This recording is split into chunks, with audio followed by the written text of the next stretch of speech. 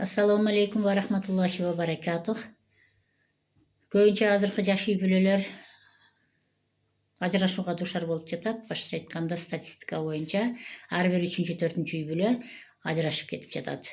Бир жылдын ичинде эле 100% үйлөнгөн үй бүлөлөрдүн ичинен 30-40% ажырашууга дуушар болуп жатат. Ошондуктан көпчүлүк жаштар өзүңөрдүн үй бүлөңөрдү сактагыла, балдарыңарды жетим кылбагыла. Ал үчүн эмне кылыш керек? Көбүнчө келиндердин немесин уксаң, ошол кайын журту мени басынтып жатат, кемсинтип жатат. Мен удобный болуп калдым, мен ыңгайлуу болбошум керек, булардын айтканын жасабашым керек, эркин болушту каалаймын, өзүмчө жашашым керек деп отуруп, анан ортодо пикир келишпестиктер көбөйүп кетип, үй бүлө бузулуп жатат, ортодо жаш балдар жетим калып атат. Ал балдардын эч кандай күнөөсү жок. Андан көрө ошол удобный болуп аткан болсоң, ал өзүңдүн проблемаң. Ал проблеманын үстүндө иштешиң керек, өзүңдү өнүктүрүшүң керек, өстүрүшүң керек, окушуң керек, билим алышың керек.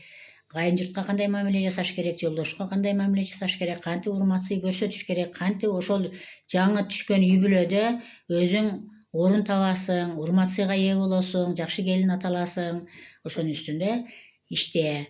Анан азыр мисалы үчүн бизде кыргыздарда үй бүлөнүн баалуулугу мурда өтө жогору болот эле. Үй бүлө бузулган болсо, ал келиндер элдин бетин карай албайт эле. Азыр болсо беймарал эле үй бүлөсү бузулганы деле тоону тоңкоруп койгонсуп жүрүшөт. Себеби батышка, тияка бияка дүйнөнүн төрт бурчуна чыгып, биздин кыргыздын кулк мүнөзү өзгөрүп кетти. Биздин мүнөздөрүбүз көбүнчө ошол батыштыкына окшоп баратат. Батыштын психологиясы бизге кирди. Батышта үй бүлөнүн баалуулугу жок. Аларда 80-90% үй бүлөсүз эле жашай беришет. Үй бүлөлүү болгон бул Алла Таалага жагат. Ошондуктан үй бүлөлүү болгула, балдарыңарды жетим калтырбагыла. Жалгыз жашагандан көрө үй бүлөлүү болсоңор бактылуу болосуңар.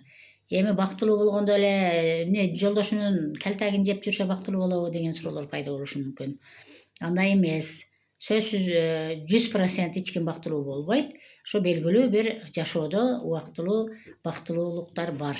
Ошол жалгыз адамга караганда үй бүлөсү бар адамда бактылуу күндөр көбүрөөк болот. Жалгыз подушкаңды кучактап жатсаң, бир кубанганыңды эле бөлүшө турган адам жок, бир кайгыңды деле бөлүшө турган адам жок. Каякта бактылуу болосуң? Ошондуктан биз баардыгыбыз бакытсыз деп жашайбыз бул дүйнөдө. Балалуу болуп, бактылуу болуп, очор бачар, ордолуу шаар болуп жашаганга эмне жетсин? Баардыгыңар үй бүлөңөрдү бекем сактаганга аракеттенгиле.